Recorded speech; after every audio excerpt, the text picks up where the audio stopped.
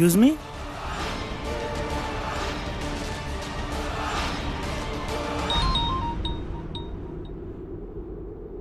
Hello, का बकवास कर तेरा? हम आओ तो नहीं ओकरा के जाय मत दिया। का हो गए लोग जी? कब है?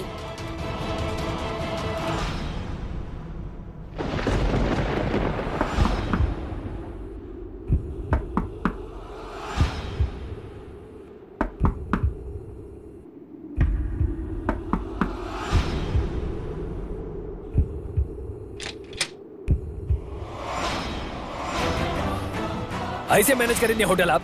हाँ, हमार गाड़ी पे स्क्रैच के लगेलस। जनत रखे हैं हम आलोक दुबे नाम हमार। I'm very very sorry सर। हम कुछ सुने के नहीं की चाहत हो जा के आलोक रखे बुलाओ। सर हम देख ले भी सर, हम देख ले बनी, आप चिंता मत करिए। रह दी, काम डाउन काम डाउन। हम काम डाउन ना हो के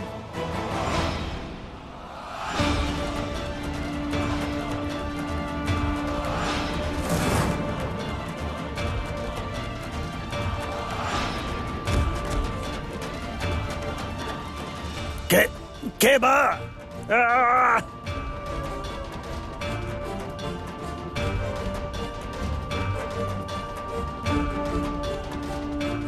केबा केबा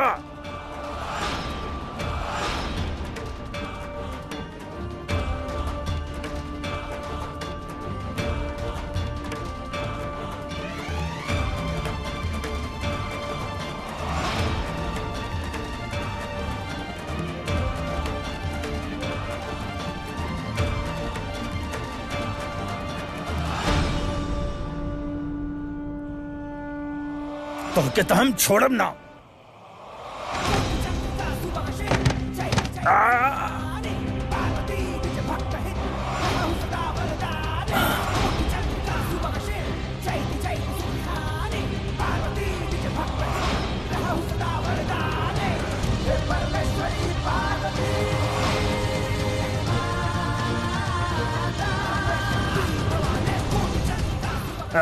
पानी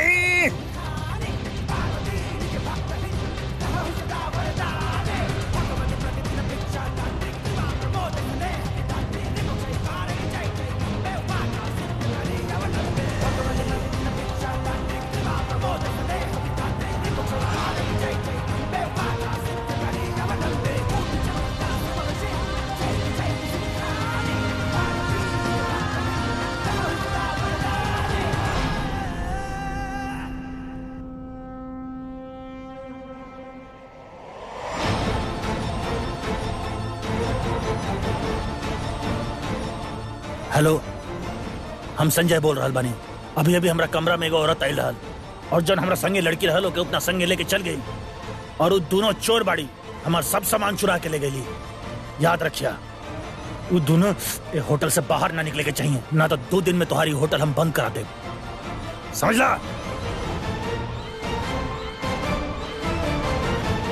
ये दोनों के तो हम छोड़ब ना। तो डील डन बा बुआ जी। बस आप तक घर के पेपर्स मंगवा ली। वो का काम करेलन तिवारी जी? घी के। बस हमारा 5 उंगली जौन बाना वो घी में हुई। हो जाई सब हो जाई। अरे संजय जी, आप का करे? तेरा हाथ क्या उठाओ? तेरा हमरा पे उठा रहल बानी। अरे काम ही ऐसा कैले बड़ा तू बेवकूफ समझत बाड़ा हमके। पहले वो नव्या के भेजला और अब ओकर सास के।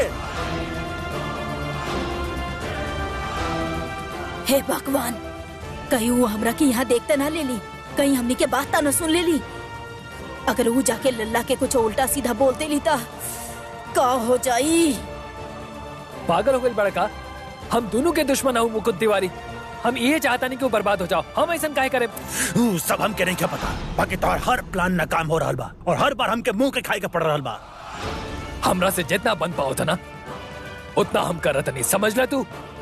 तो के अरे रुको, रुक जाई। अरे रुका, तू लोग हटा। पागल हो गए का? एक बार खाली का चल गई तू लोग समझ लेला खेल खत्म हो गई।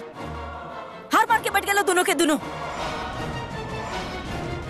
अब समय आ गई बा ई खेल खत्म करे के। अब हमरा आखिरी बार करे के बा, और वो इतना मजबूती से कि हमनी के दुश्मन चारों खाना चित हो जाए।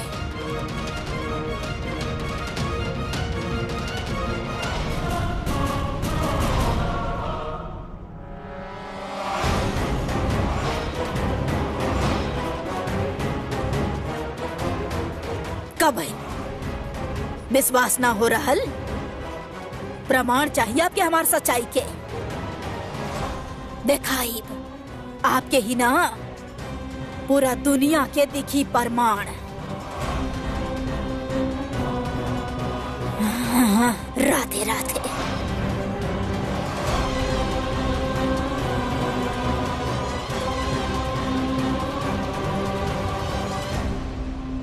वो दोनों कौनो भी हालत में होटल से बाहर ना जाएगा चाहिए। मैनेजर के फोन कर दे बानी।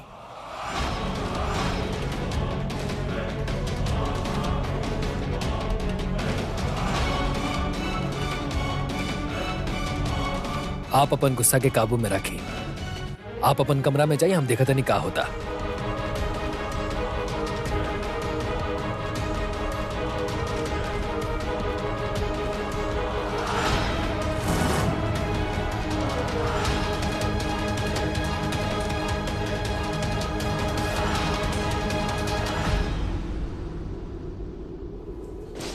दुगो औरत बाड़ी, एगो हमनी के होटल की यूनिफॉर्म पहन ले बिया। चारों तरफ से सब कुछ लॉक कर दा। केहू भी होटल से बाहर बच के ना जाए के चाहिए।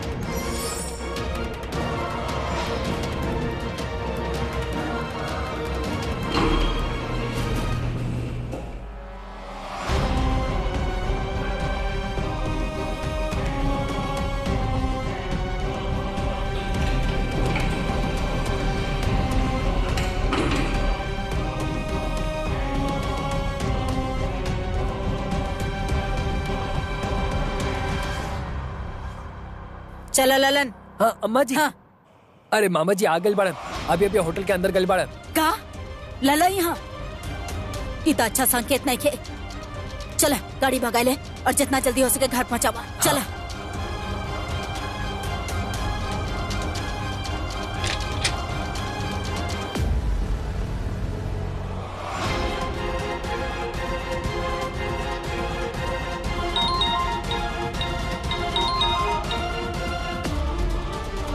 हेलो,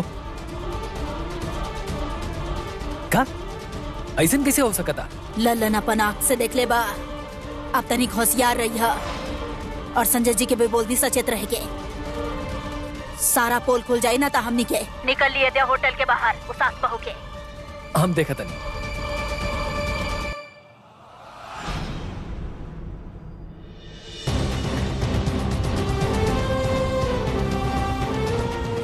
चले। आप सही कहा था नहीं बुआ जी, वो ए जा बड़ा के उसे बातचीत कर दन फोन पे। जरूर के वो बतेले बाउंग्रा के। आप फिक्र मत करें, आलोक दुबे सब संभाल ली। राधे राधे। ते चलावा। फिर ना लगा।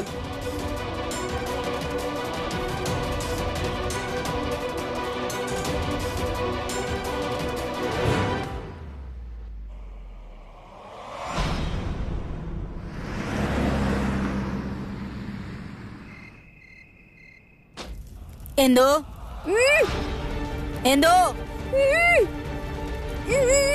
इंदो।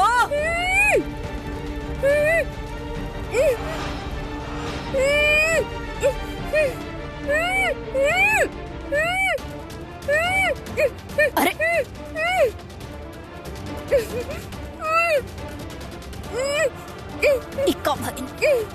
के कैलाश, के कैलाश ही सब। हाँ? के कैलाश।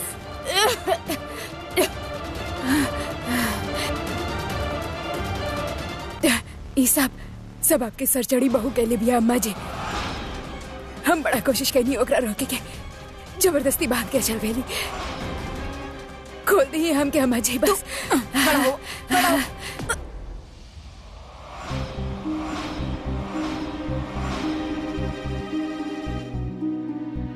का भेल अम्मा जी? खोली हमके, खोली हमारा हाथ। बंधल बहुते सुंदर लगताड़ू तू। अरे अम्मा जी, ई का करल बनी? खोल दी हमारा हाथ। अम्मा जी, अम्मा जी, अम्मा जी हमारी बात सुनी। अम्मा जी, तहारी बंधन आग में घी के काम करी।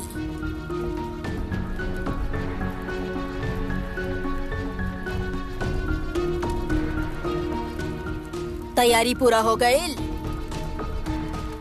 आजा फिर, आजा रेनू आजा।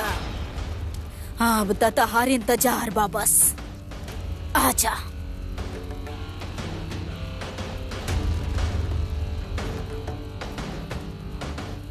अम्मा जी,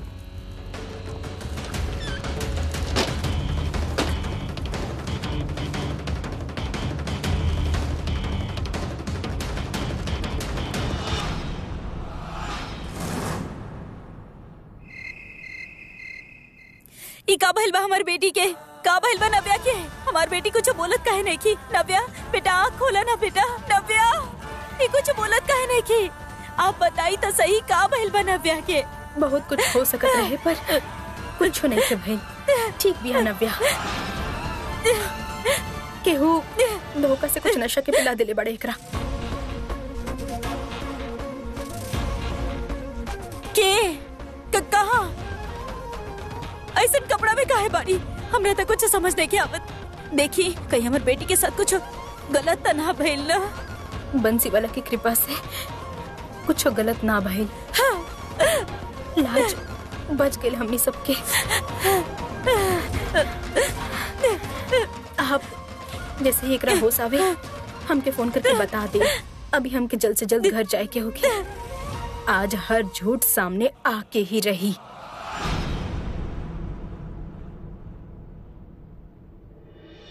आप ये होटल में करके देख ले बनी कहीं पर? ना।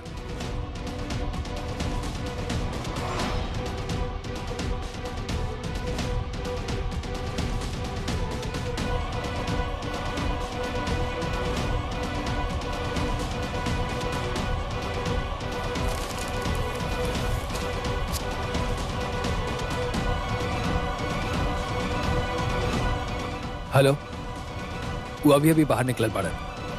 जैसा हम कहले बानी वैसा ने करिहा, क्या कि आलोक दुबे के गलती करे वाला लोग पसंद नहीं खे।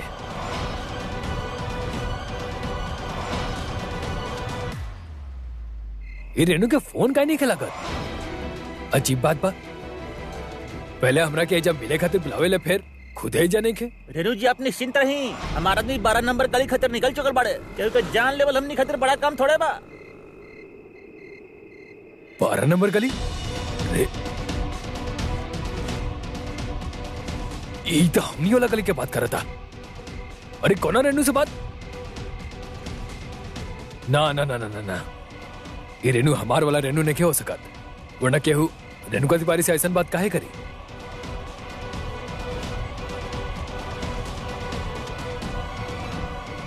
कहीं रेनू मुसीबत में तो नहीं की? घर जाके पता करते नहीं।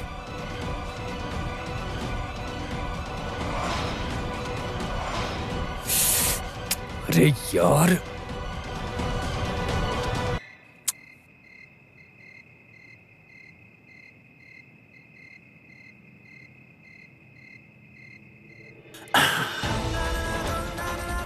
नव्या फोन ही नहीं क्यों उठा रहा? मम्मी फोन उठावा।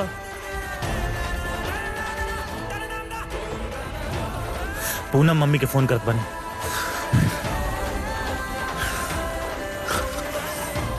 हेलो आदि बेटा, तू लॉकअप से बाहर आ गया। तू जल्दी से यहाँ आ जा। मम्मी भाईल का बाप इतना टेंशन में कहाँ बनी? मम्मी सब ठीक बा ना? हाँ सब ठीक बा। तू बस यहाँ आ जा, फिर बता नहीं। ठीक बा।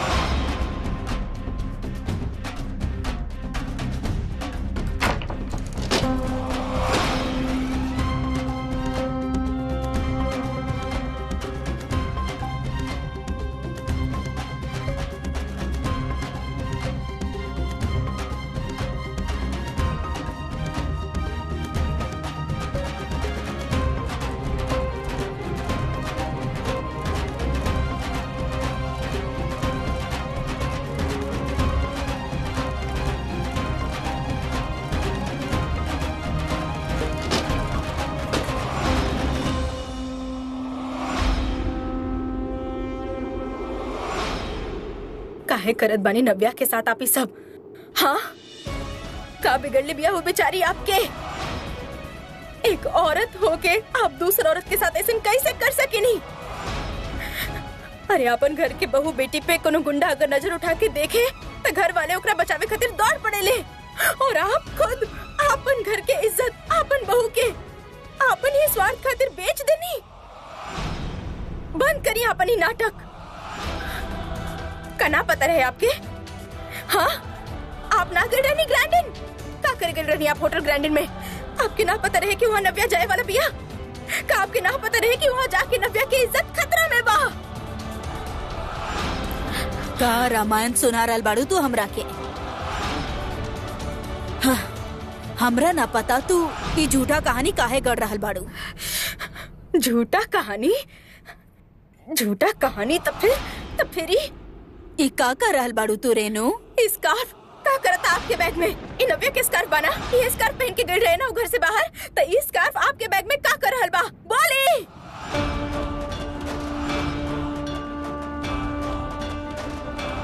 बोली।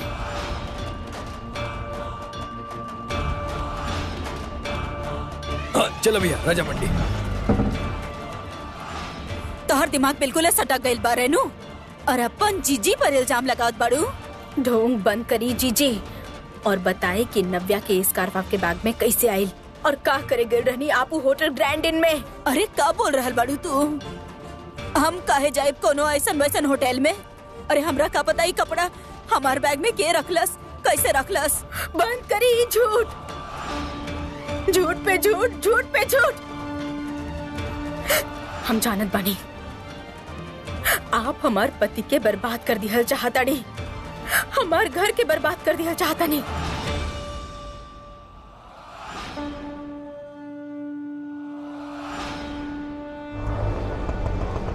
जीजी डरेली ना केहू से। हाँ, गए रहनी वो होटल में, मिल रहनी आलोक जी से, और बहुत बड़ा खेल खेलत रहनी हम। बोल का कर लेबू? एक एक हरकत बताइब हम तिवारी जी के, बताइब उनका कि कैसे आप और आलोक जी मिल के ऐसन घिनौना खेल खेल रहल बानी उनका साथ। कैसे आप ही तिवारी जी के दुकान बिकवैनी और अभी घर भी बिकवा दिया चाहतनी कि आपके लल्ला सारा जीवन आपके पीछे पूछ बन के घूमत रहे। शर्म आवे के चाहिए आपके, शर्म आवे के चाहिए। जौन तिवारी जी आपके अपन माँ से बढ़ के सम्मान देवेले, उनका साथ ऐसन सोतेला से भी बदतर व्यवहार करत बानी आप। इतना नफरत करेनी आप अपन लल्ला से कि आज उनकर घर के इज्जत, उनकर बहू के, उनके दामाद के साथ मिलके उस संजय के हवाले करे चल रहनी आप। छी!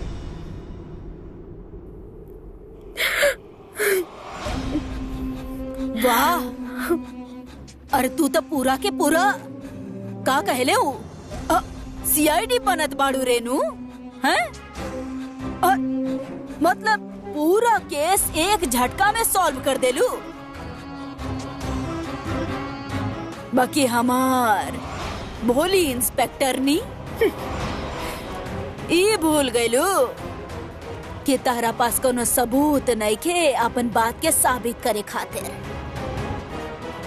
बोल बा सबूत, जे सबूत होके के नाटक कर रहल बाड़ू ना, चल देखा सबूत, देखावा। हमके जौन सबूत जेकरा देवे के बा ओकरा देव। लल्ला लल्ला आंख मूंद के विश्वास करेला हमरा ऊपर, उतार बात में ना आवे वाला बा। इहे एगो गलती करत आवत बाड़े तिवारी जी आज तक, अब और ना। आपके एक एक सच आज तिवारी जी के सामने आके रही, एक एक सच।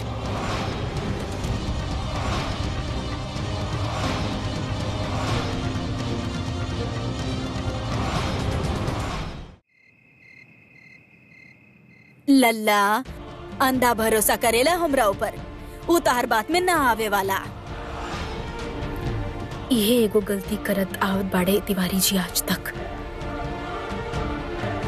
अब और ना।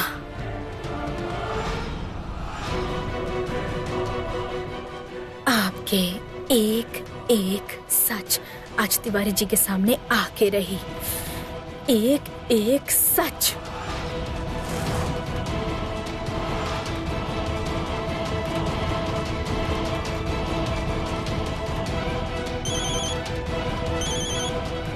रेनू, हाँ रेनू, रेनू।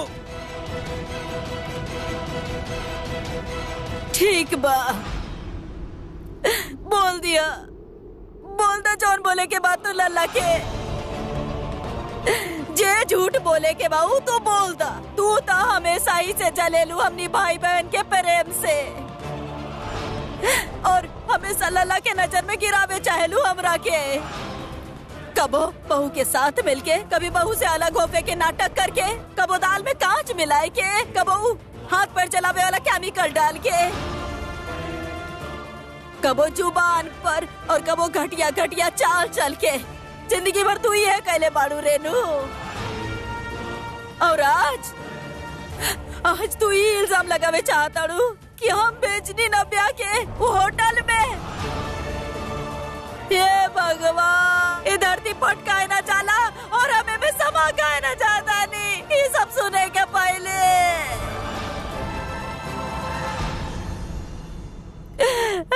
केकरा कति करो तनी ढोंग? हाँ, केकरा वास्ते?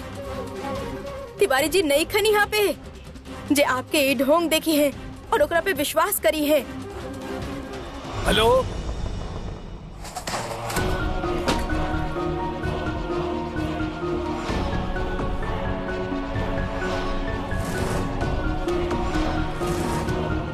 के बाड़ा तू लोग? जमराज के आदमी बाड़े ही। जिंदा बच गई तो बता दिया लला के जे बतावे के बा। ए तू लोग का बात सुना ताड़ा खड़ा होके करो, जे करे आयल बड़ा करो। हमरा पास मत आइया, हम कहते नहीं पास मत आइया, पास मत आइया।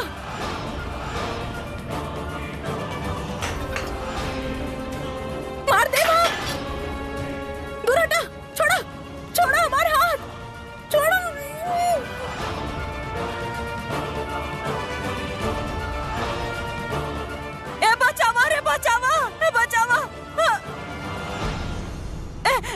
रेनू मार दी हमरा के, बचावा हमरा के, ये हमरा के मार दी, अरे चाकू मार दी, बचावा रताई जीजी के मार दी, बचावा। जीजी? रेनू, रेनू, इदु फोन लगावा जल्दी लल्ला के, बोला कि हमरा के बचा ले जल्दी आके। अरे हेलो, अरे क्यों फोन तो उठावा। हेलो, अरे ए गुंडा काय मारा तड़ा रे, काय मारा तड़ा? तोर मां के उम्र क्या हो रहा है? रेनू तोर पाँव पड़ता नहीं, अब रख छोड़ दे। अरे जीजी कहाँ भाई? हेलो हेलो जीजी ना रेनू, तू जौन इल्जाम लगे बोले लगे सामने हम मान ले, बाकी छोड़ दे रे। छोड़, अब रख बचा ला, बचावा, बचावा।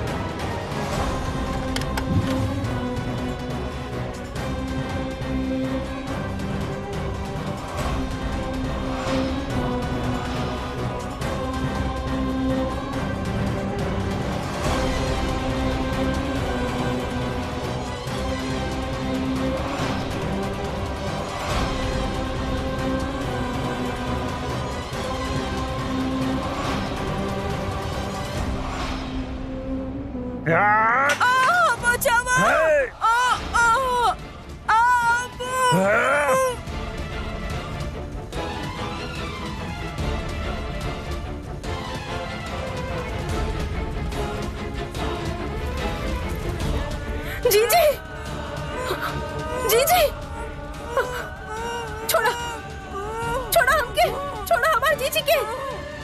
जीजी छोड़ो जीजी। छोड़ो छोड़ो जीजी के। छोड़ो छोड़ो जीजी के। हमार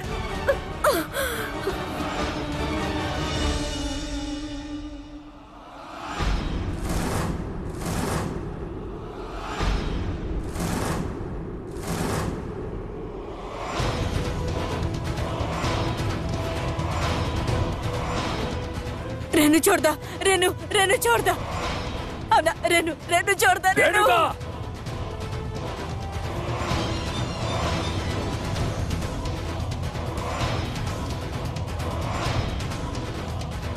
लल्ला ए लल्ला लल्ला बचा ले। लल्ला ए देख लल्ला।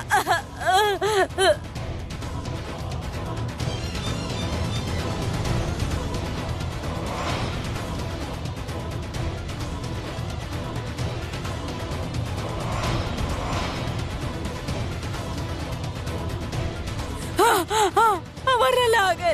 हमार लल्ला आ गए। लल्ला तू 1 मिनट और ना आयल रहता था हमार फोटो से मिले पड़ा तारा के। ये देखा कहाँ काट गए रेनू।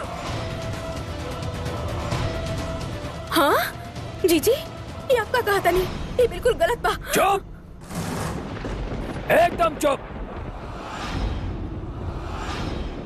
सारा दुनिया झूठ बोला था, खाली तू है सच बोले लू। सारा दुनिया की सच्चाई खाली तारे में कुट कुट के बढ़ल बा।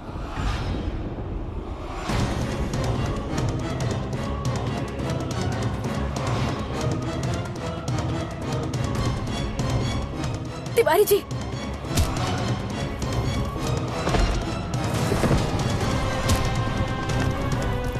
उठ।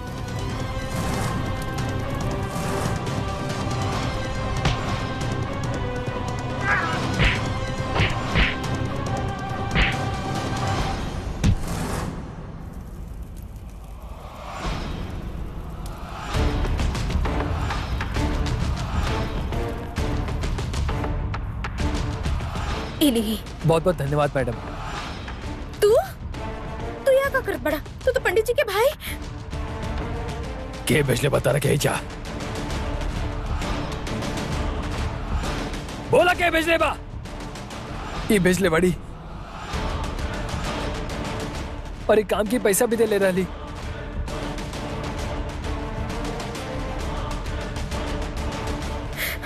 हम कब भेजनी? हाँ हम तो के ही काम खातिर पैसा कब देनी?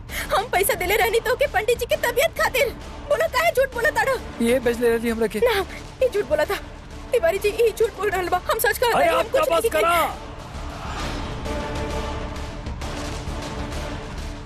कितना झूठ, कितना झूठ रेणुका।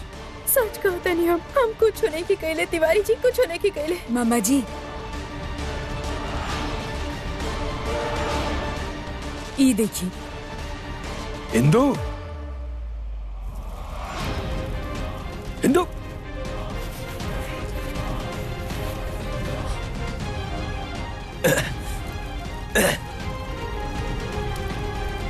के बदले रहे तारा के? मामी जी बांधले रही हमके जबरदस्ती बांध के चल गई और अम्मा जी और हमके मरवाए खातिर गुंडा भी भेज ले रही। बहुत बुरी बनी मम्मी जी, बहुत बुरी बनी। झूठ बोलतिया। हम एकरा बंदे जरूर रहे लेकिन हम ये सब हम नहीं की कहले। ये भी झूठ बोलतिया। सब लोग झूठ बोला था, तू कुछ ना बोल पो। अब पुलिस तू दोनों से उगलवाई कि सच का बा। तू दोनों के हम पुलिस में दे। जब पुलिस के डंडा पड़ी ना तू दोनों के सारा सच सामने आई। हिंदू पुलिस के फोन करो, बुलाओ करके जा। तिवारी जी जैसन जी कहता वो सच नहीं के। सच हम आपके अरे चुप हो जा। लल्ला जीजी, जीजी, जीजी, जीजी,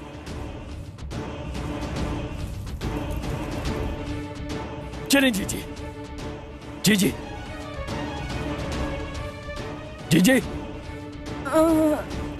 आंखें खोली जीजी। तन्नी उठ के बैठ जाइए। लल्ला जी जी आप ठीक बानी ना जी। लल्ला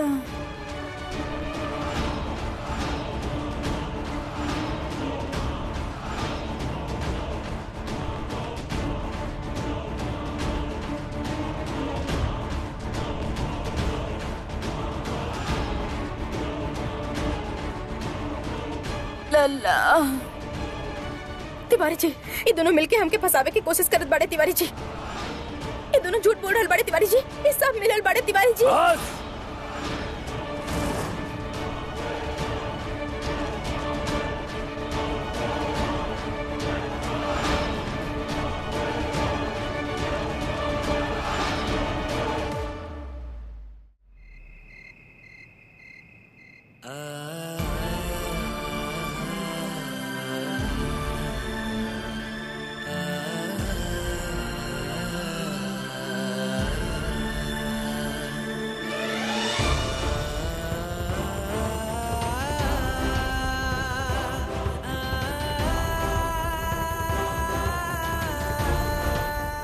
नव्या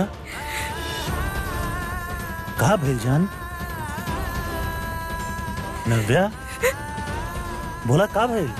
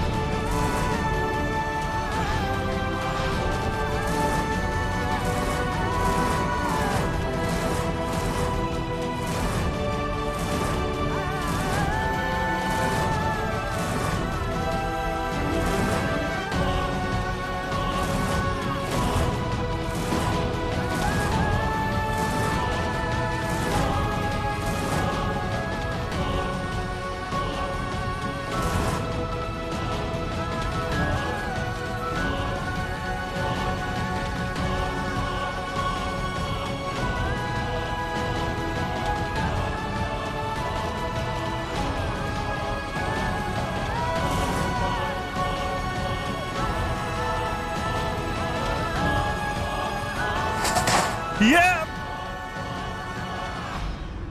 हमके जान से मार देब। आदि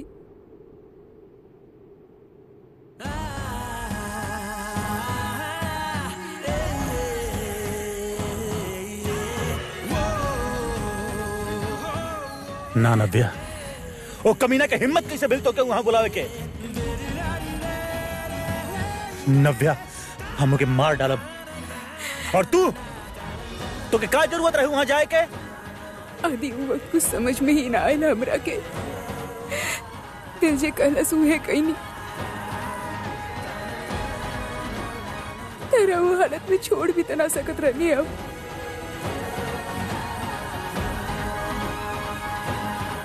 तोहरा संगे कुछ हो जाए तो हम कैसे जी पाती नव्या?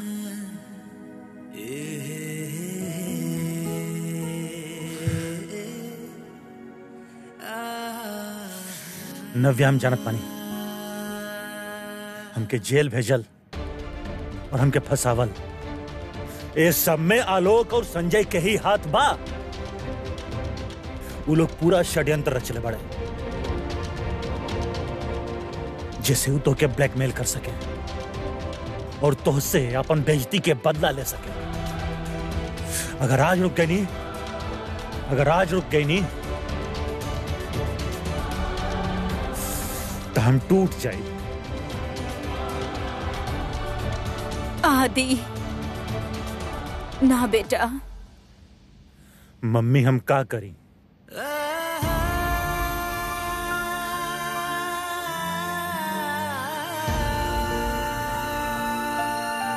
सब ठीक हो जाई। हम रहते ही समझ नहीं के आवत कि उस संजय तब बाहर वाला बा। बाकी आलोक तो ओकर छोट भाई जैसन बाड़ा और फिर भी वो तोहर पत्नी के ई दोनों के तो जेल भिजवावे के चाहिए। वो तो भला हो के रेनू जी के जैन वक्त पे वहां चल गई नहीं और नव्या के बचा ले ली, वरना वरना पता ना का हो जाता मन बेटी के। मम्मी कहाँ बड़ी? आदि वो बोल के गल बड़ी कि वो घर जा रहल बड़ी, बाकी वो बहुत बहुत जल्दी में रहली। आदि मम्मा अगर वो लोग यहाँ तक जा सकेले तो मम्मी जी के भी नुकसान पहुंचा सकेले। पता ना वो लोग पापा जी बुआ जी के का कहानी सुनावत होगी। हमके मम्मी जी के पास जाके बाद आदि चला। ना नव्या, तू आराम करा, मम्मी आप एकर ध्यान रखिए। हम आदि ना, हमारा आराम से ज्यादा मम्मी जी के हमनी के जरूरत बा। हमनी के हो जाओ कब जरूरी बा। प्लीज आदि प्लीज चला। ठीक बाबा, चलो।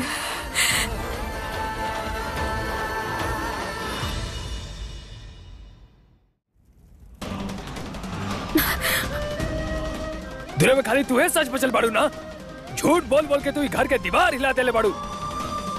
जीजी हमरा के कितना बार सच दिखावे की कोशिश कर ले बड़ी, कभी दाल में कांच, कभी केमिकल, लेकिन हमरा आंख पर तार विश्वास के, तार प्यार के पट्टे बनल रहे। कुछ ना देख पाई, अंधा बना के रख ले रहलू तू हमरा के। लेकिन आज सारा सच हमरा के साफ साफ दिखाई देता। जे आप देखा तनी वो सच नहीं खे। आपके सच्चाई दिखावे खातिर ही मैसेज करके वो होटल में बुलेले रहनी। अच्छा, हम आपके दिखावल चाहत रहनी आपन आँख से कि सच कहा बा। कौन सा सच?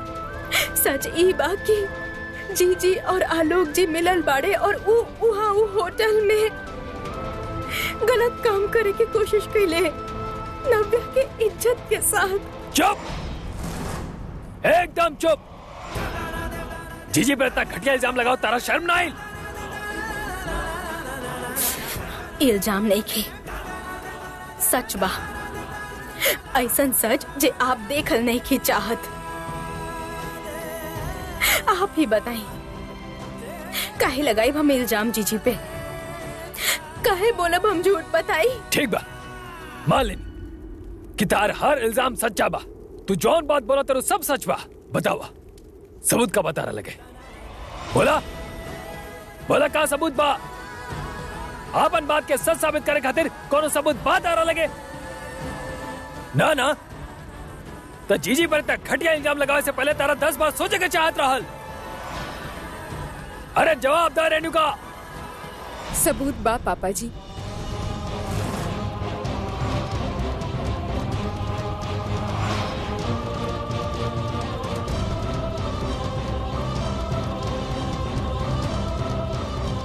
हम बनी सबूत। दो ही जगह करते रहो। पापा जी हम एहिजा आपके सारा सच्चाई बतावे आयल बनी, बुआ जी की असलियत बतावे आयल बनी। आज अगर मम्मी जी वक्त पे ना आई थी तो हमारी इज्जत।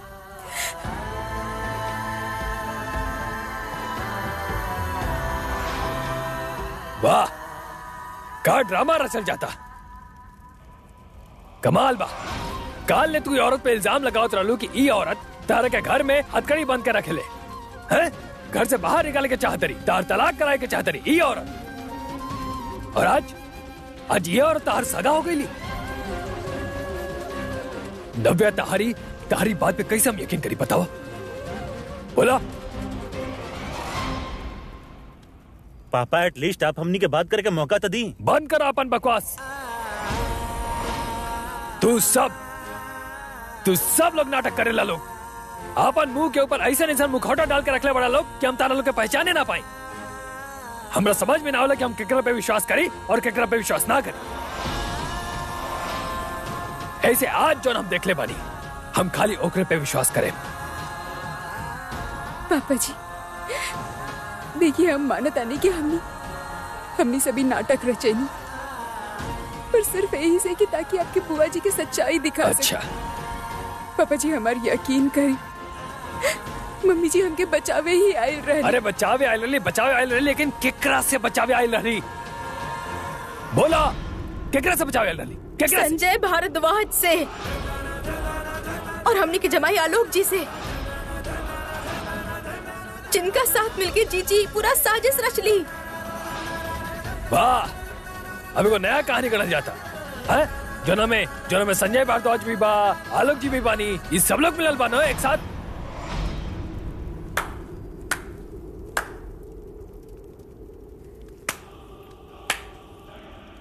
बढ़िया बा, ऐसे एहसान के बदला चुकावल जाला।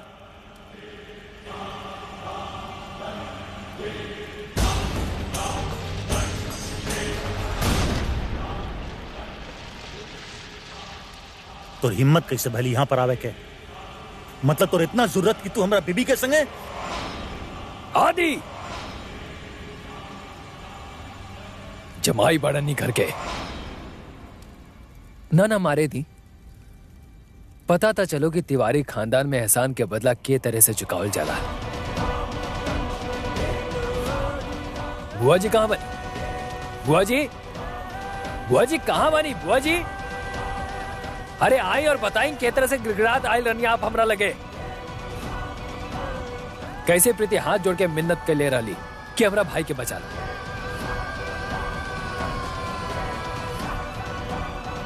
कितना आंसू बहले रहे सब लोग। आई बुआ जी और हिसाब दी सबके। पापा जी, आदमी के मुंह से निकल एक भी शब्द पे भरोसा मत करियो। इस सब कुछ ये के करल धरल बा।